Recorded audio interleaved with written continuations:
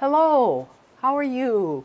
Hi, Hi. Congresswoman Kaptur. Nice to Hello. see you again. Thank you, John. Thank Nice you to very see you. much for coming. Sure.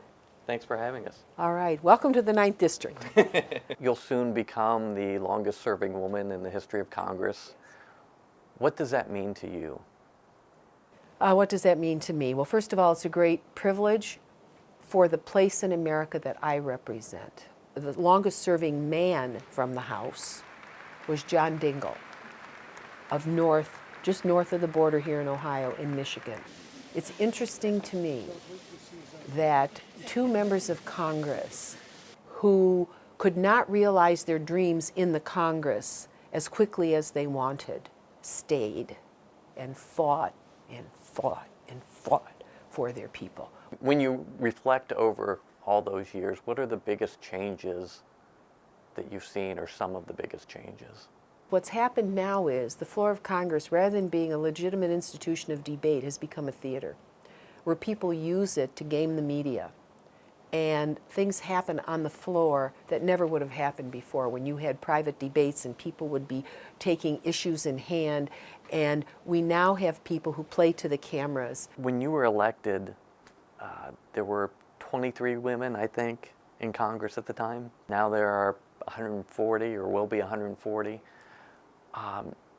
That's still less than 30%, though, overall. Do you see that as progress, or there's still a long way to go? So I ran as a person from the working class who happened to be a woman. I didn't run because I was a woman, okay? I am proud of all the women that have run and all of them that I have served with. But the Congress as a whole doesn't necessarily hold my perspective, because I come from a different place in America. They're not used to people like us. You've been critical of the fact that many of the leaders in the House on the Democratic side come from districts that are wealthy, districts that are on the coast, and you've said that they can't relate to people in the Midwest. How concerned are you about that, and that it will continue? This is a burden I've carried my entire career. It's a problem in both parties because the leadership tends to come from the coasts. And we here in the big middle of the country are not well understood. You've been a long time supporter of Ukraine, well before the war, co-leader of the Ukrainian caucus. What do you think the next steps should be for the U.S.? They are teaching, the Ukrainians are teaching my godchildren and the world's children what a real enemy to liberty is.